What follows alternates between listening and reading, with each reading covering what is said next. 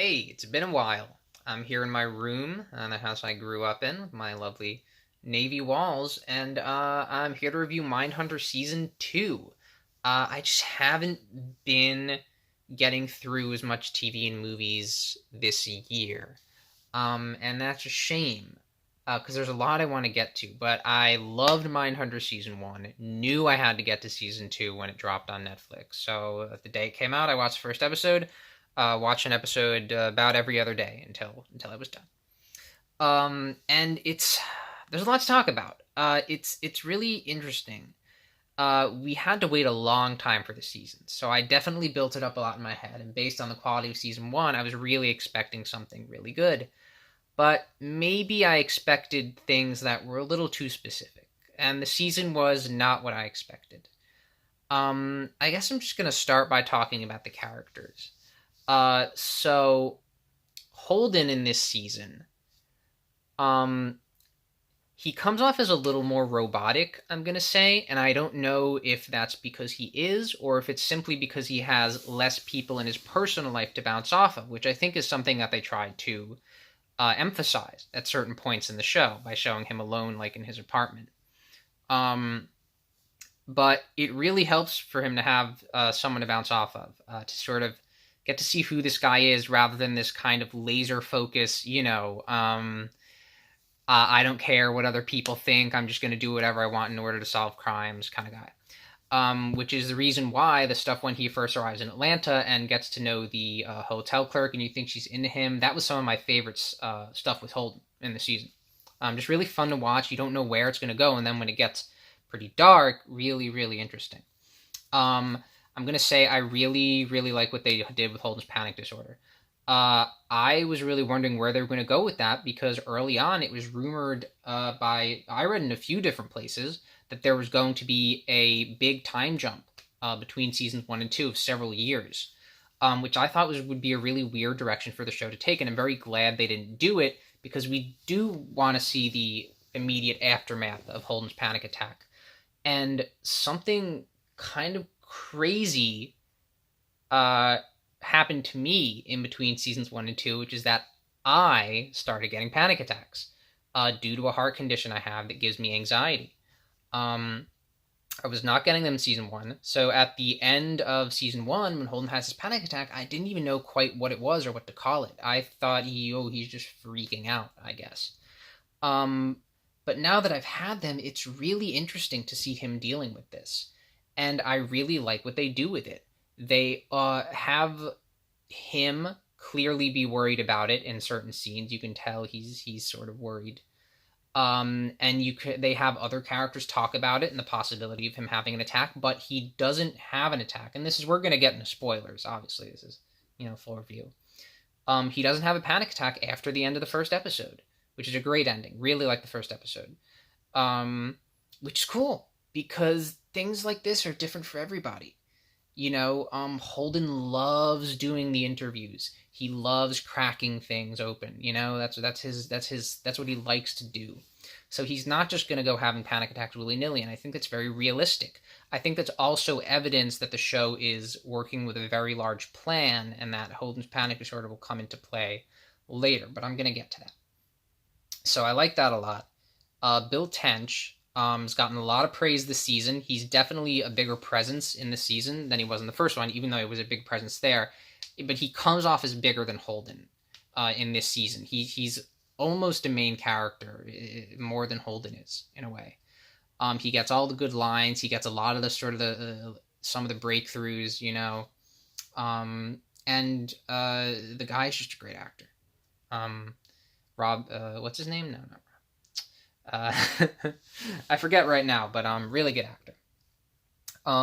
However, the Brian plot, not a fan. Not a fan. This was something that I almost kind of worried about, even in season one, when they show that Brian is sort of a weird kid. I was like, are they gonna have him? Because he sees a photo from Bill's work of a crime scene. It's like, are they gonna have him do something bad? Are they gonna do that? I don't know. Um, and just the fact that they did It annoyed me. What he did was way too serious. It was just not. It was so surprising for a show that's been so grounded, in many ways grounded. Um, it just came off as so weird. Like it was, even though he didn't actually kill anyone, it was still too much. He couldn't have. It couldn't have been just something a little freaky, but a little less to just ratchet it up than a toddler dying and him just like watching and then putting him on a cross, which they say is because he wanted to bring him back to life, but you don't really know. And then later they show him he's like creeping on this little girl. It's like, what the fuck? What is this guy, like Damien from The Omen? Like, it's really kind of ridiculous. It's just shame. Like, I can't really think of many good things about the Brian plot. Like, I guess Bill's wife gets more to do, which is cool because she's a good actress. Yeah, I'm just not a fan. I wonder where they're gonna go with it. So Wendy, um, also not a big fan of her plot. It kind of seems like they wanted to give her something to do. So they gave her a romance, and it ends, and it's like, well, what do we learn? That she's focused on her job. I mean, yeah, I guess we knew that. Um, there's probably stuff I'm not getting about that plot, so maybe someone could explain it to me. What it reveals about Wendy. But I loved her interview scenes. It's really cool that she got to do interviews, and Anna Torv just really, she's just as good as holding a tench in those scenes. She clearly knows what she's doing, and I hope they let her do more interviews in the show, which is not, something that she was worried about that they wouldn't. But the personal plot wasn't that great. So now I want to get to maybe not my big gripe with the season, but the thing that surprised me about the season, the thing that I was not expecting and that I was sort of sad about, which is that there's not much crime solving. There's just not. We focus on two cases in the whole show. I mean, in the whole season, it's just BTK at the beginning, which they drop, and then the Atlanta child murders, which are interesting, but they don't really solve them. They get Wayne Williams, which is cool, and he may have been involved. But it just, like, the season one, the crime solving was so good. That was some of the best stuff. The end where they reveal the rock and they get the guy to admit it. So good. That was something I kind of thought just from one season, so maybe it's my mistake. Oh, this is what Mindhunter is. They're going to solve crimes using their methods. And then they just don't. So it's that was the thing that really knocked me off balance. And I sort of had to get used to, like, oh, I guess this is the new Mindhunter. We're doing bigger things, we're focused on the characters now. Oh, can I say another thing?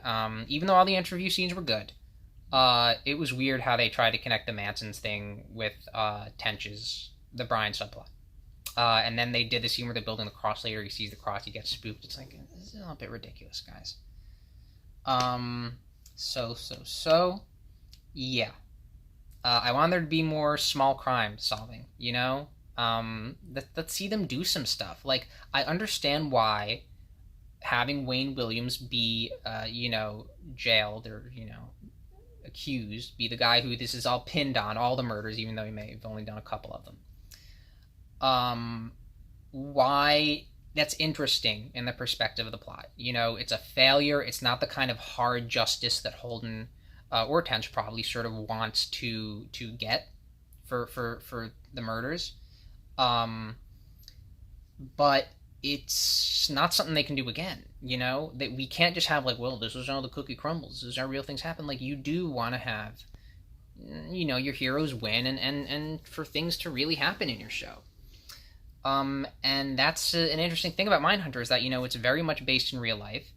And guess what? We're seeing more scenes from Dennis Rader, the bind, torture, kill murderer, this season. And not only does that not go anywhere this season, but BTK was not caught until like 2005. So if the show keeps going at its current pace, that's also going to end up with no real resolution, which is a big problem. Because the BTK scenes are really well done, they're really interesting, and it seems like they're going to go somewhere, so they better.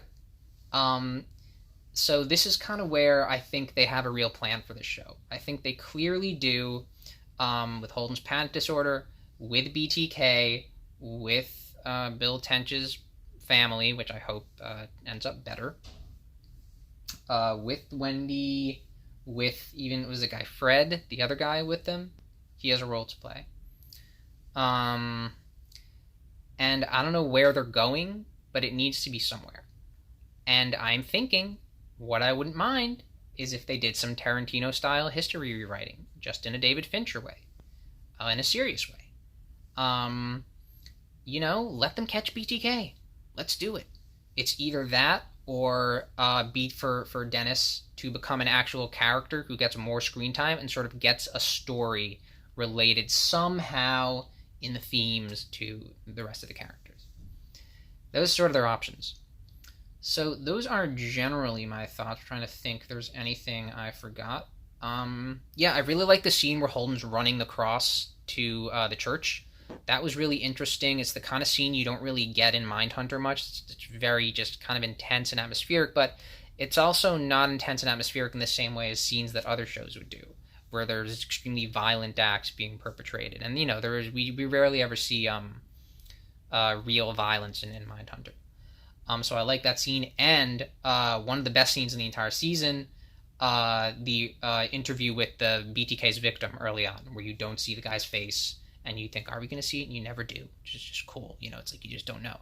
And the guy's very traumatized. He describes, this amazing story, which is probably true, where he gets shot in the head and survives, which, imagine how much that must F you up. And his sister dies, gets killed. That was just a great scene. And that really reminded me of season one. So basically, my conclusion here is that Mindhunter's still really good.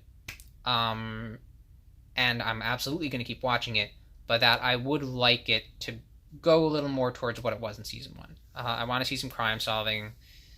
I don't want to see these weird, sudden Brian subplots. I didn't like that, and I hope that they change that into something good.